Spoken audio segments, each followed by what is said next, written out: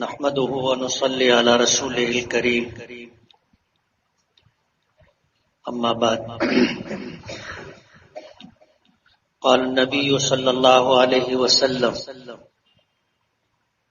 انا مدينة العلم وعلي بابها او كما قال عليه الصلاة والسلام۔ بزرگان محترم اور عزیز دوستو، رجب المرجب کا یہ مہینہ اپنے اندر بڑی خوبیاں اور اسی کے ساتھ تاریخ کا ایک بہت بڑا حصہ رکھتا ہے۔ رجب کا یہ مہینہ نبی کریم صلی اللہ علیہ وسلم کی معراج کا مہینہ بھی، شب معراج علماء کی ایک جماعت کے نزدیک 27 رجب المرجب جو ہے یہ وہ خوبی اور کمال ہے جو اللہ پاک نے اپنے نبیوں میں سے کسی کو عطا نہیں کیا سوائے ہمارے آقا جناب رسول اللہ صلی اللہ علیہ وسلم۔ یوں تو یہ 12 کے 12 مہینے اللہ پاک کے بنائے ہوئے ہیں، اور اگر آپ گہرائی اور تفصیل میں جا کر کے دیکھیں گے تو 12 مہینوں کے کسی دن میں کوئی ایسا دن آپ کو نہیں ملے گا جس میں اسلام اور مسلمانوں کے لیے قربانیاں دینے کی تاریخ نہ رہی۔ اللہ نے کوئی دن منحوس نہیں بنایا، کوئی مہینہ خیر سے خالی نہیں رکھا۔ یہ اللہ تعالی کا حکمتوں والا ایک فیصلہ جو اللہ پاک نے اس کائنات میں جاری و ساری فرمایا۔ آج رجب کی 13 تاریخ ہے اور حضرت علی رضی اللہ تعالی عنہ کی یہ تاریخ پیدائش ہے۔ نبی کریم صلی اللہ علیہ وسلم کے دستے حق پرست پر ایمان لانے والے بالغ مردوں میں حضرت ابو بکر صدیق رضی اللہ تعالی، بچوں میں حضرت علی رضی اللہ تعالی، عورتوں میں حضرت خدیجۃ الکبریٰ رضی اللہ تعالی عنہا، اور غلاموں میں حضرت بلال رضی اللہ تعالی۔ یہ بھی خدائی تقسیم ہے کہ اللہ نے یہ خوبی اور کمال جسے چاہا اسے عطا کیا۔ ذالک فضل اللہ یؤتیہ من یشاء۔ تاریخ میں آتا ہے کہ حضرت علی رضی اللہ تعالی عنہ کی پیدائش کعبۃ المکرمہ میں ہوئی، کعبے کے اندر ہوئی، اور ہوا یہ کہ آپ کی والدہ فاطمہ بنت اسد رضی اللہ تعالی عنہ، فاطمہ بنت اسد اپنے شوہر حضور کے چچا ابو طالب کے ساتھ بیت اللہ کا طواف کر رہی تھی اور امید سے تھی۔ دوران طواف ہی درد زے کی تکلیف ہوئی اور اسی تکلیف کا تذکرہ انہوں نے اپنے شوہر ابو طالب حضور کے چچا سے کیا، تو وہ کعبۃ اللہ کے اندر رہ گئے۔ 4 دیواری تھی، آج کی طرح کعبۃ اللہ نہیں تھا کہ جسے چاہیں داخل ہونے دیں اور جسے چاہیں روک دیں، یہ بات نہیں تھی۔ کعبے میں داخلہ آسان تھا۔ کعبے کی جو تاریخ رہی ہے وہ یہ کہ مختلف ادوار میں اس کی تعمیر ہوتی رہی۔ خود نبی کریم صلی اللہ علیہ وسلم کے زمانے میں ایک تعمیر ہوئی تھی۔ آپ نے واقعہ سنا ہوگا کہ سیلاب آیا اور یہ کعبے کی عمارت وادی میں ہے، یعنی چاروں طرف پہاڑ ہے، نشیب اور گہرائی بیت اللہ ہے۔ سیلابی پانی بھر گیا، بیت اللہ کی دیواریں منہدم ہو گئی۔ قریش مکہ نے طے کیا کہ بیت اللہ کی تعمیر کرنی ہے، لیکن اس میں حلال پیسہ صرف لگے گا۔ اب حلال پیسہ لگے گا، حرام اور مشتبہ مال نہیں لگایا جائے گا، یہ فیصلہ لیا گیا۔ اب جو حلال پیسہ جمع ہوا وہ حلال پیسہ کم تھا، یہی وجہ ہے کہ حتیم کا وہ حصہ جن لوگوں نے حج عمرے کی سعادت حاصل کی ہے انہوں نے دیکھا ہوگا کہ مغربی شمالی سمت میں کعبۃ اللہ جو ہے اس کے گرد ایک دائرہ، نصف دائرے میں ایک دیوار ہے، یہ حصہ حتیم کہلاتا ہے۔ اصل میں حتیم کہتے ہیں کٹا ہوا حصہ۔ کعبۃ اللہ کی عمارت آج چوکور دکھائی دیتی ہے، لیکن اصل میں کعبۃ اللہ چوکور نہیں تھا بلکہ لمبا تھا۔ مشرکین مکہ کے پاس جب حلال کمائی کم پڑی تو ایک سمت سے انہوں نے کعبہ کم کر دیا۔ علماء نے لکھا ہے کہ 6 گز کا حصہ کعبۃ اللہ کا باہر ہے، کعبۃ اللہ کی دیوار کے باہر ہے، جس کو حتیم کہتے۔ یہ بھی اللہ کی ایک حکمت تھی، انہوں نے جس طرح چاہا بنا دیا۔ ابو طالب اپنی بیوی فاطمہ بنت اسد کو اسی چہار دیواری میں لے گئے اور حضرت علی رضی اللہ تعالی عنہ کی پیدائش وہیں پر ہوئی۔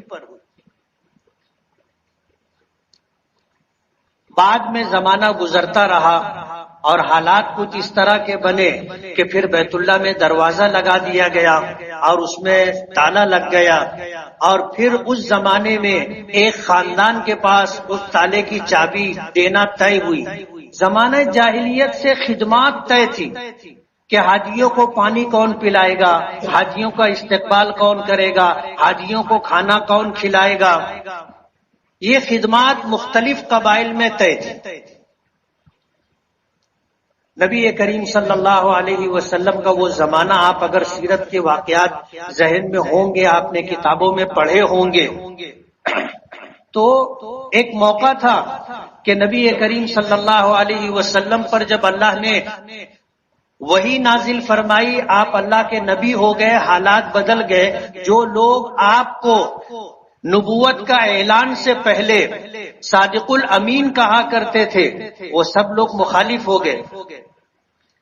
ایک موقع آیا، نبی کریم صلی اللہ علیہ وسلم نے اس شخص سے جس کے پاس بیت اللہ کے دروازے کی چابی تھی، حضور نے یہ خواہش ظاہر کی کہ میں چاہتا ہوں کہ بیت اللہ میں داخل ہو کر کے 2 رکعت نماز ادا کر لوں، تو اس شخص نے چابی دینے سے انکار کر دیا تھا،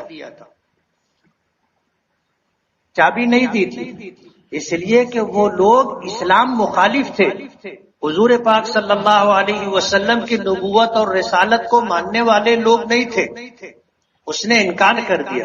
تو حضور پاک صلی اللہ علیہ وسلم نے فرمایا تھا کہ تم یاد کرو، عثمان نام تھا، عثمان ابن طلحہ حجبی، یہ اس قبیلے کے سردار تھے۔ حضور نے ان سے چابی مانگی تو انہوں نے انکار کر دیا، تو حضور نے فرمایا تھا کیا ہوگا اس دن جس دن یہ چابی میرے ہاتھ میں ہوگی اور میں جسے دے دوں گا قیامت تک اس کے خاندان میں رہے۔ تو عثمان ابن طلحہ حجبی نے کہا تھا کہ یہ دن نہیں آئے گا جب تک قبیلے قریش کی ایک آنکھ بھی چمکتی رہے گی، قبیلے قریش کی ایک آنکھ بھی چمکتی رہے گی، یعنی ایک آدمی بھی زندہ رہے گا، اس وقت تک یہ چابی تم کو نہیں مل سکتی۔ جب مکۃ المکرمہ فتح ہوا اور حضور فاتحانہ مکے میں داخل ہوئے سن 8 ہجری میں، حضور پاک صلی اللہ علیہ وسلم نے عثمان کو بلایا اور بیت اللہ کی چابی مانگی۔ ظاہر بات ہے اب تو مکے کے فاتح تھے مسلمان اور ان کے سرخیل اور ان کے امیر نبی کریم صلی اللہ علیہ وسلم، اسے چابی لا کر کے دینی پڑی۔ حضور نے کعبۃ اللہ کا دروازہ کھولا، اندر تشریف لے گئے، آپ نے 2 رکعت نماز ادا کی، دیر تک کعبے کے اندر رہے اور باہر آئے، اور آنے کے بعد چابی آپ کے ہاتھ میں تھی۔ حضور پاک صلی اللہ علیہ وسلم نے عثمان ابن طلحہ حجبی کو بلایا اور بلا کر کے کہا کہ تمہیں یاد ہے ایک وقت تھا کہ میں نے تم سے بیت اللہ کی یہ چابی مانگی تھی، اللہ کے گھر میں 2 رکعت نماز پڑھنے کے لیے، تو تم نے انکار کر دیا تھا۔ میں نے کہا تھا کہ ایک وقت آئے گا کہ یہ چابی میرے ہاتھ میں ہوگی اور میں جسے دے دوں گا قیامت تک اس کے خاندان میں رہے گی، اس خاندان سے چابی لینے والا ظالم ہوگا۔ سعودیہ میں حکمراں بدلتے رہے، بادشاہتیں بدلتی رہی، لیکن کسی نے بھی بیت اللہ کی چابی اس خاندان کے لوگوں سے نہیں لی، اس لیے کہ حضور نے فرمایا تھا کہ تم سے جو چابی لے گا وہ ظالم ہوگا۔ حضرت عباس رضی اللہ تعالی عنہ کھڑے تھے، حضور کے چچا۔ جب حضور نے یہ بات فرمائی تو کہنے لگے کہ بھتیجے یہ چابی آپ مجھے دے دیں۔ حضور نے فرمایا کہ نہیں۔ عثمان ابن طلحہ حجبی سے کہا کہ تم نے مجھے 2 رکعت نماز ادا کرنے کے لیے بیت اللہ کھولنے کے لیے چابی نہیں دی تھی، میں تمہیں قیامت تک کے لیے اللہ کے گھر کی چابی دیتا ہوں۔ آج بھی وہی خاندان ہے جس کے پاس بیت اللہ کی چابی ہے۔ اس خاندان نے 3 چابیاں بنوائی تھی۔ بیت اللہ کے دروازے بھی بدلتے رہے، تالے بھی بدلتے رہے، تو جو تالا ہے اس کی 3 چابیاں بنوائی۔ ایک چابی اس نے شاہ فہد کو دی تھی اور ایک چابی ہندوستان کے مشہور عالم دین حضرت مولانا علی میاں ندوی رحمت اللہ علیہ کو دی تھی۔ ہندوستان کے لیے اعزاز کی بات ہے، ہندوستان کے ایک ایسے عالم جن کی اس طرح قدردانی علماء اور حکمراں کرتے ہیں کہ انہوں نے بیت اللہ کی چابی ان کو دی تھی۔ حضرت علی میاں ندوی رحمت اللہ علیہ کے انتقال کے بعد وہ چابی وہاں واپس پہنچائی گئی۔ تو حضرت علی کی پیدائش بیت اللہ کے اندر ہوئی۔ مسلمانوں کے 4 خلیفہ ہیں۔ حضرت ابو بکر صدیق جنہوں نے بلوغ کی حالت میں کامل ہوش و حواس اور عقل کے ساتھ ایمان قبول کیا تھا۔ حضور پاک صلی اللہ علیہ وسلم کے دوست تھے، مکے کے خوشحال اور عزت دار شخص تھے، تاجر تھے اور اپنی تجارت میں مشہور تھے۔ حضور پاک صلی اللہ علیہ وسلم نے جس وقت ایمان کی دعوت دی سب نے انکار کیا۔ ایک ابو بکر تھے جنہوں نے سنتے ہی ایمان قبول کیا تھا، بغیر کسی تردد کے، بغیر سوچے سمجھے، کہتے ہیں نا کہ آدمی پھر فیصلہ لیا، کچھ سوچا نہیں، لیکن حضرت ابو بکر نے کامل ہوش و حواس کے ساتھ ایمان قبول کیا تھا۔ حالانکہ ترتیب اگر آپ دیکھو گے تو سب سے پہلے ایمان قبول کرنے والی حضرت خدیجہ رضی اللہ تعالی۔ حضور جب آئے تھے غار حرا سے تو جو حالات تھے وہ حضرت خدیجہ کے سامنے تھے۔ حضرت حضور پاک صلی اللہ علیہ وسلم نے جب اس بات کا تذکرہ کیا تو سب سے پہلے تصدیق کرنے والی، سب سے پہلے حضور کو ہمت اور حوصلہ دینے والی اور سب سے پہلے آپ کی رفاقت کے ساتھ حق کے رفاقت ادا کرنے والی حضرت خدیجہ رضی اللہ تعالی۔ گھر میں حضرت خدیجہ، گھر کے باہر حضرت ابو بکر اور بچوں میں حضرت علی، غلاموں میں حضرت بلال۔ ایک زمانہ تھا حضور معراج پر گئے، واپس تشریف لائے اور آپ نے اہل مکہ کو اپنے سفر کا تذکرہ کیا۔ اہل مکہ کہنے لگے یہ کیسے ممکن ہے کہ 1 مہینے کا سفر اور پھر وہاں سے زمین سے 7 آسمان طے کرنا، عرش تک جانا اور پھر جا کر کے اللہ سے ملاقات کرنا اور پھر واپس آ جانا، 1 رات کے اندر یہ واقعہ کیسے ہو سکتا ہے؟ یہاں سے تو بیت المقدس 1 مہینے کا سفر ہے۔ حضرت ابو بکر صدیق رضی اللہ تعالی عنہ سے کسی نے کہا، مکے کے لوگوں نے، کہ اگر کوئی شخص یہ کہے کہ میں راتوں رات بیت المقدس گیا اور واپس آ گیا تو تم اس شخص کے بارے میں کیا کہو گے؟ تو حضرت ابو بکر نے کہا کہ پہلے یہ بتاؤ کہ یہ کہنے والا شخص کون ہے؟ لوگوں نے کہا تمہارے ساتھی محمد ہے. تو کہنے لگے اگر وہ کہتے ہیں تو سچ کہتے ہیں، اگر وہ کہتے ہیں تو سچ کہتے ہیں. ہم تو اس سے بڑی بات کی تصدیق کرتے ہیں کہ ہم حضور کے ساتھ مجلس میں ہوتے ہیں، اللہ کے رسول کی کیفیت بدلتی ہے، اور پھر آپ اپنی آنکھیں کھول کر کے کہتے ہیں کہ اللہ کا ایک فرشتہ جبرائیل آیا تھا اور اللہ کا یہ پیغام دے کر کے گیا. 7ویں آسمان سے اس فرشتے کا آنا اور پھر وہی پہنچا کر کے اللہ کا پیغام پہنچا کر کے چلے جانا ایک لمحے میں ہوتا ہے، ہم اس کی تصدیق کرتے ہیں. یہ تو رات بھر کی بات ہے. 4 خلیفہ حضرت ابو بکر صدیق، اور دوسرے خلیفہ حضرت عمر، تیسرے خلیفہ حضرت عثمان، اور چوتھے خلیفہ حضرت علی. حضور پاک صلی اللہ علیہ وسلم کی عمر مبارک 30 سال ہوئی تھی، اور حضرت علی رضی اللہ تعالی عنہ کی پیدائش ہوئی تھی. یعنی حضرت علی حضور سے 30 سال چھوٹے تھے. عبد المطلب کی اولاد میں 2 بیٹے عبداللہ اور ابو طالب، یہ دونوں سگے بھائی تھے. یہ دونوں سگے بھائی تھے. عبد المطلب کی اور بیویاں بھی تھیں، ان سے اور بھی بچے تھے، لیکن یہ 2 سگے تھے.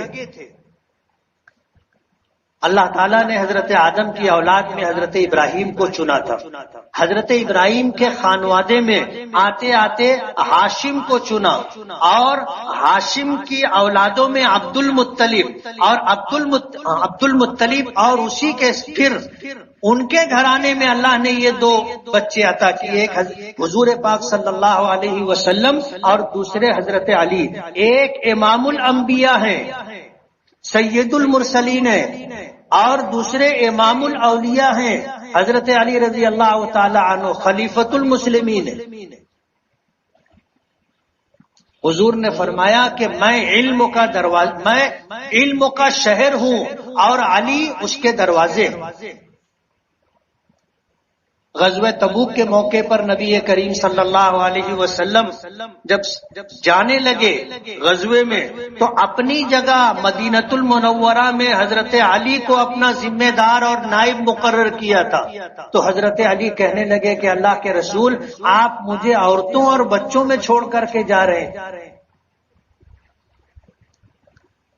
عورتوں اور بچوں میں چھوڑ کر کے جا رہے ہیں. تو حضور نے فرمایا تھا کہ علی، کیا تمہارے لیے یہ نسبت کافی نہیں ہے جو حضرت موسیٰ اور حضرت ہارون میں تھی، کہ حضرت موسیٰ جب جانے لگے تو اپنے بھائی ہارون کو انہوں نے جو ہے اپنا نائب مقرر کیا تھا. کیا تمہارے لیے یہ نسبت کافی نہیں ہے کہ میں غزوے میں جا رہا ہوں اور اپنی جگہ تمہیں اپنا نائب مقرر کر کے جا رہا ہوں، لیکن سن لو کہ میرے بعد کوئی نبی نہیں ہوگا. حضرت موسیٰ کے بعد حضرت ہارون نبی ہوئے تھے. اللہ کے رسول نے شک کا دروازہ بھی بند کر دیا اور واضح کر دیا کہ میں تمہیں اپنا نائب تو مقرر کر رہا ہوں، لیکن سن لو کہ میرے بعد کوئی نبی نہیں ہوگا. حضرت علی رضی اللہ تعالی عنہ بہت جری اور بہادر تھے، بہت جری اور بہادر تھے. غزوہ بدر کے موقع پر جب آمنا سامنا ہوا تو اس موقع پر پہلے مبارزت ہوتی تھی. مبارزت کہتے ہیں کہ لشکر میں سے ایک آدمی آگے نکلتا تھا اور وہ اعلان کرتا تھا کہ تم میں کون ہے جو آ کر کے مجھ سے مقابلہ کرے گا، کون ہے جو آ کر کے مقابلہ کرے گا. تو ادھر سے ایک شخص نکل کر کے آتا تھا اور یہ سلسلہ چلتا رہتا تھا، ایک کے بعد ایک، ایک کے بعد اس طرح. اس کو مبارزت کہتے. جب آمنا سامنا ہوا، ایک طرف 313 نہتے اور ایک طرف 1000 افراد پر مشتمل مکمل لشکر تھا جو پوری طرح ہتھیاروں سے لیس تھا، جو جنگ کرنے ہی کے لیے آیا تھا. مسلمان جنگ کے لیے نہیں نکلے تھے. مشرکین مکہ کی فوج میں سے 4 آدمی آئے، 4 آدمی. اور انہوں نے آ کر کے اعلان کیا کہ ہم سے کون مقابلہ کرے گا، آؤ۔ مسلمانوں کے لشکر سے مدینے کے رہنے والے انصار نکلے، انہوں نے کہا کہ تمہارا ہمارا مقابلہ نہیں ہے، تم واپس جاؤ، ہم اپنے لوگوں سے لڑنے کے لیے آئے، جو لوگ مکے سے ہجرت کر کے تمہارے یہاں آئے ہیں ان کو بھیجو، تمہارا ہمارا مقابلہ اور جوڑ نہیں ہے، تم کھیتی کرنے والے لوگ ہو، ہم جنگجو لوگ ہیں، ہم شجاع جری اور بہادر لوگ ہیں۔ انصار کو واپس کر دیا تو 4 جو نکل کر مہاجر آئے ان میں ایک حضرت علی بھی تھے، اور حضرت علی کا جس سے مقابلہ تھا وہ ایک ایسا شخص تھا جس کا نام مرحب تھا، اور اس کی شجاعت، بہادری اور طاقت کا یہ حال تھا کہ اہل عرب مانتے تھے کہ یہ 1000 آدمیوں پر اکیلا بھاری ہے۔ حضرت علی اس کے مقابلے میں گئے تو نوجوان تھے، تو وہ شخص کہنے لگا کہ تم مجھ کو پہچانتے ہو؟ حضرت علی نے کہا کہ ہاں میں پہچانتا ہوں۔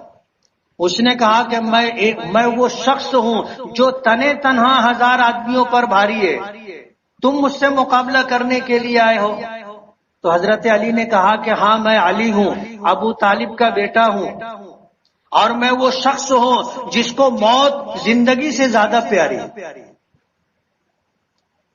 میں وہ شخص ہوں جس کو موت زندگی سے زیادہ پیاری ہے۔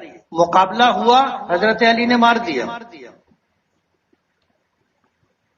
اور جو 4 لوگ گئے تھے مسلمانوں کی طرف سے، 3 تو اپنے دشمنوں کو انہوں نے قتل کر دیا، جہنم واصل کر دیا، ایک تھے حضرت عبید، وہ اپنے دشمن سے مغلوب ہو رہے تھے، اور دشمن نے جب تلوار ماری تو پیر کٹ گیا، حضرت علی ادھر سے فارغ ہوئے، اس دوسرے کو بھی حضرت علی نے نمٹا دیا تھا، اور اپنے ساتھی کو اٹھا کر لے کر کے آئے۔ خیبر کی فتح کا واقعہ تو بہت مشہور ہے۔ خیبر کا ایک یہودیوں کا قبیلہ تھا جو قلعہ بند تھا، غزوہ بدر کے موقع پر ان لوگوں نے، احد کے موقع پر ان لوگوں نے مخالفت کی تھی، اور جو معاہدہ نبی کریم صلی اللہ علیہ وسلم کے ساتھ کیا تھا وہ توڑ دیا تھا، مکے والوں کا ساتھ دیا تھا۔ جب معاہدہ ختم ہو گیا، توڑ دیا ان لوگوں نے، تو حضور نے پھر ادھر سے فارغ ہونے کے بعد خیبر کا محاصرہ کیا۔ 1 مہینے تک محاصرہ رہا، کوئی راستہ بنا نہیں۔ حضور پاک صلی اللہ علیہ وسلم نے فرمایا تھا کہ کل میں ایک ایسے شخص کو ذمہ داری دوں گا، یہ جھنڈا دوں گا، جو مجھ سے محبت کرتا ہے اور میں اس سے محبت کرتا ہوں، اور اس کے ہاتھ پر اللہ خیبر کی فتح عطا کرے گا۔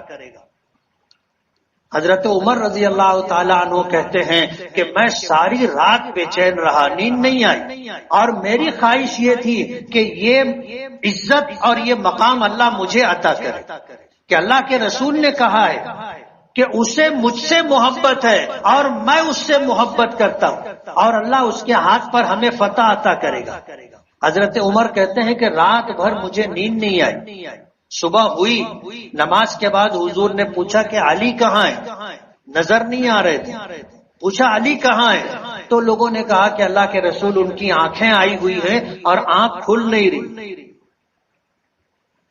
حضور نے کہا کہ علی کو بلاؤ۔ حضرت علی کو بلایا گیا، حضور نے اپنا لعاب مبارک ان کی آنکھوں میں لگایا، آنکھیں بالکل ٹھیک ہو گئی۔ حضرت عمر کہتے ہیں کہ جب سب بیٹھے ہوئے تھے تو میں ذرا اونچا ہو کر کے بیٹھا ہوا تھا کہ حضور جب دیکھے تو میں واضح طور پر نظر آ جاؤں، لیکن حضور نے حضرت علی کو بلایا اور جھنڈا ان کو عطا کیا۔ حضرت علی ہیں جنہوں نے خیبر کا دروازہ توڑا تھا، قلعے کا دروازہ حضرت علی نے توڑا تھا، اسی لیے ان کو فاتح خیبر بھی کہا جاتا ہے۔ علماء نے لکھا ہے کہ یہ دوسرا موقع تھا جب آپ کی آنکھوں میں لعاب مبارک حضور نے لگایا تھا، اور جب پیدائش ہوئی تھی تو اس وقت بھی حضرت علی کی آنکھیں بند تھی۔ ان کی والدہ فاطمہ بنت اسد کہتی ہے کہ مجھے ایسا محسوس ہو رہا تھا کہ میرا یہ بچہ نابینا ہے، آنکھ ہی نہیں کھولا۔ ہم حیران تھے کیا کریں کہ اس موقع پر حضور تشریف لے آئے تو ہم نے اس بچے کو حضور کی گود میں دیا اور عرض کیا کہ یہ بچہ آنکھ نہیں کھول رہا ہے۔ حضور اس وقت نبی نہیں ہوئے تھے، لیکن مکے والوں میں محترم تھے، صادق الامین کہلاتے تھے۔ حضور کی گود میں دیا تو حضور نے اپنا لعاب مبارک اس وقت بھی لگایا تھا، اور لعاب مبارک لگاتے ہی حضرت علی نے آنکھ کھولی تھی۔ اور یہ وہ شخصیت ہے جس نے دنیا میں آنے کے بعد آنکھ کھولی تو سب سے پہلے حضور پاک صلی اللہ علیہ وسلم کو دیکھا۔ یہ بھی خدائی تقسیم ہے، اللہ کا عطا کردہ اعزاز ہے کہ حضرت علی نے آنکھ کھولی تو سب سے پہلے چہرے انور کو دیکھا، اپنی ماں کو نہیں دیکھا، اپنے باپ کو نہیں دیکھا۔ آنکھ کھولی تو اللہ کے رسول صلی اللہ علیہ وسلم کا چہرہ دیکھا۔ حضرت علی کی بڑی خوبیاں ہیں، بڑے کمالات ہیں، اللہ پاک نے عجیب خوبیوں سے نوازا تھا۔ تھوڑے سے وقت میں ان کی زندگی کے بہت اچھے واقعات ہیں، ان کو بیان کرنا ممکن نہیں، لیکن اللہ پاک نے اپنے محبوب کو 4 ایسے خلیفہ عطا کہ ایک کو حضور نے صدیق کا خطاب دیا۔ صدیق کہ جب دنیا میری تکذیب کر رہی تھی، مرید سمجھتے ہونا، مرید اس کو کہتے ہیں جو کسی کی خوبیوں سے متاثر ہو کر کے اپنے آپ کو اس کے تابع کر دے، کہ میرا کوئی ارادہ نہیں، میرا شیخ یا میرا پیر جو کہے گا میں وہ کروں گا، اس کو مرید کہتے۔ اور ایک وہ ہوتا ہے جو مراد ہوتا ہے کہ کوئی شخص کسی کو چنتا ہے۔ حضور پاک صلی اللہ علیہ وسلم نے دعا کی تھی کہ اللہ عمر ابن خطاب یا عمرو ابن ہشام ان دونوں میں سے کسی کے ذریعے اسلام کو قوت اور طاقت عطا فرما۔ دوسرے دن حضرت عمر نے آ کر کے ایمان قبول کیا تھا، تفصیلی واقعہ ہے، ایمان قبول کیا تھا تو یہ حضور کی مراد تھے، اور حضور نے ان کو فاروق کا خطاب دیا۔ ہم کہتے ہیں نا عمر فاروق، فاروق ان کا نام نہیں ہے، عمر نام ہے، باپ کا نام خطاب ہے۔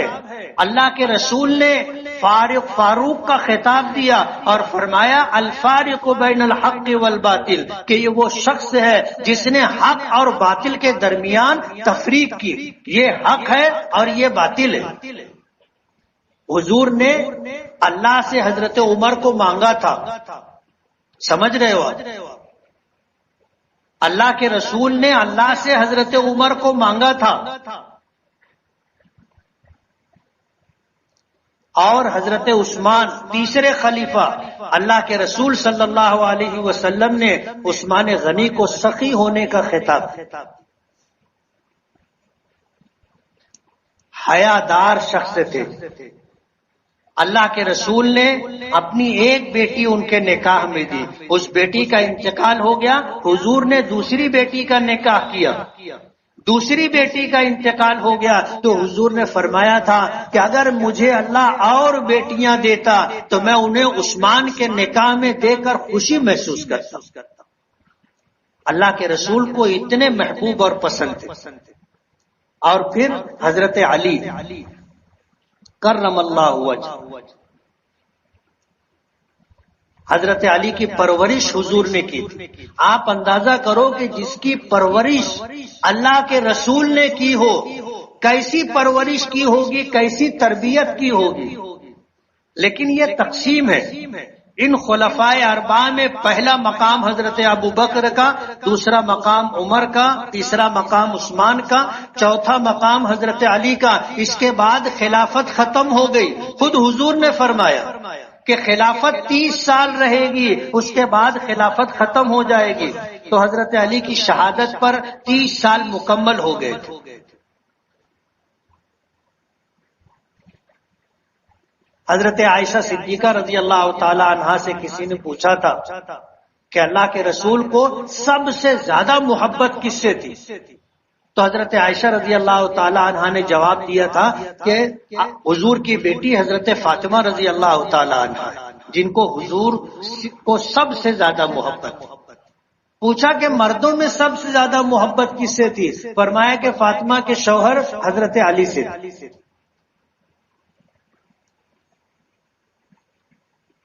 کبھی ایسا بھی ہوا کہ ایک موقع پر حضور نے کسی غزوے کا امیر ایک شخص کو مقرر کیا، تو وہ شخص یہ سمجھا کہ اللہ کے رسول مجھ سے سب سے زیادہ محبت کرتے، آگے پوچھا کہ اللہ کے رسول آپ کے نزدیک سب سے زیادہ محبوب کون ہے؟ تو حضور نے فرمایا ابو بکر۔ اس نے پوچھا کہ ابو بکر کے بعد کون ہے؟ کہا کہ ابو بکر کی بیٹی عائشہ۔ وہ شخص خاموش ہو گیا کہ کہیں ایسا نہ ہو کہ میرا نمبر ہی نہ آوے۔ تو یہ خدائی تقسیم ہے۔ 13 رجب المرجب حضرت علی رضی اللہ تعالیٰ عنہ کی تاریخ پیدائش ہے۔ شخصیات پر گفتگو میں کم کرتا ہوں، اس لیے کہ یہ تاریخی موضوع ہے، اور تاریخی موضوع میرا عنوان نہیں۔ مجھ کو تاریخ سے دلچسپی نہیں، مجھ کو فقہ سے دلچسپی ہے۔ مسئلہ پوچھو اور اللہ کا احسان ہے، اللہ کا احسان ہے۔ مالیگاؤں ہی نہیں، مہاراشٹر نہیں، ہندوستان ہی نہیں، پوری دنیا سے لوگ مسئلہ پوچھتے۔ اللہ نے توفیق دی، ہم نے بڑی محنت کے ساتھ پڑھا، اور سوال پوچھے جانے پر جواب اللہ ایسا دلواتا ہے کہ پوچھنے والا مطمئن ہو جاتا، پھر اس کو کسی سے پوچھنے کی ضرورت نہیں رہتی۔ یہ بھی اللہ کا کرم ہے، اپنا کوئی کمال نہیں، لیکن تاریخ میرا موضوع نہیں ہے، تاریخ میرا موضوع نہیں ہے، فقہ سے دلچسپی ہے، اس لیے شخصیات پر میں کم بولتا ہوں۔ لیکن آج اتفاق ہے کہ 13 رجب المرجب ہے اور حضرت علی کی تاریخ پیدائش ہے۔ ہم لوگوں میں حضرت علی رضی اللہ تعالی عنہ کا تذکرہ کم ہوتا ہے، حضرت ابو بکر کی، حضرت عمر کی، حضرت عثمان کی خوبیاں گنائی جاتی ہیں، حضرت علی کا تذکرہ کم ہوتا ہے۔ اس لیے خاص طور پر میں نے اس وقت حضرت علی رضی اللہ تعالی عنہ کی شخصیت کے متعلق گفتگو کی۔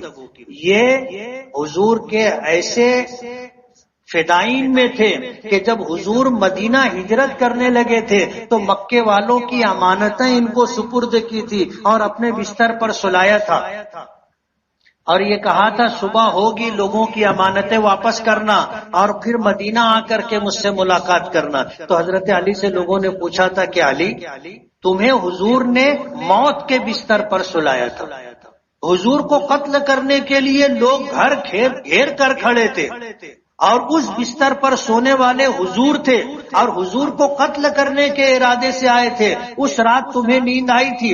تو حضرت علی نے جواب دیا تھا کہ ایسی نیند آئی تھی کہ مجھے زندگی میں ایسی نیند کبھی نہیں آئی۔ لوگوں نے پوچھا کہ ایسی کیا بات تھی؟ کہا کہ اللہ کے رسول نے کہا تھا کہ تم اس بستر پر سو جاؤ، صبح اٹھنا، لوگوں کی امانتیں واپس کر کے میرے پاس آنا۔ تو مجھے یقین ہو گیا تھا کہ آج کی رات مجھے موت نہیں آئے گی، صبح تک میں زندہ رہوں گا اور لوگوں کی امانتیں واپس کر کے میں حضور سے ملاقات کروں۔ اور یہ معمولی بات نہیں ہے کہ اللہ کے رسول نے اس کام کے لیے حضرت علی کو چنا تھا۔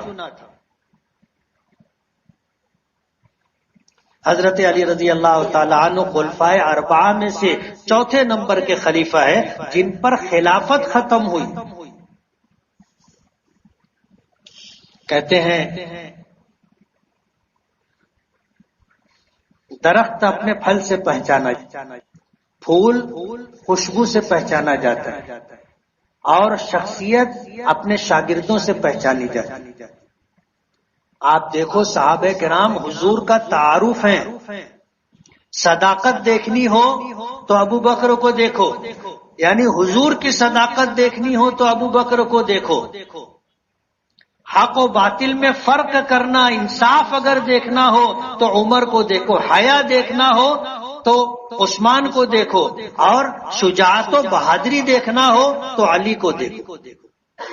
حضور کی ساری خوبیاں اللہ نے ان کے شاگردوں میں منتقل کر دی تھی، اور یہ سلسلہ آج تک جاری ہے اور قیامت تک جاری و ساری رہے گا۔ حضرت علی رضی اللہ تعالی عنہ کی ولادت 13 رجب المرجب کو ہوئی تھی اور کعبۃ اللہ کے اندر ہوئی تھی، اس لیے یہ عطا خداوندی ہے، اللہ جسے چاہتا ہے وہ یہ مقام عطا کرتا ہے۔ اللہ تعالی ہمیں نبیوں سے، صحابہ سے، تابعین سے، تبع تابعین سے، اولیاء کرام سے، بزرگان دین سے، علماء سے، حفاظ سے، ائمہ سے، دین کے خدمتگاروں سے اللہ تعالی ہمیں سچی محبت اور عقیدت عطا فرمائے۔ وآخر دعوانا ان الحمد للہ رب العالمین۔ جن لوگوں نے سنتیں نہ پڑھی ہوں وہ سنت پڑھ لیں۔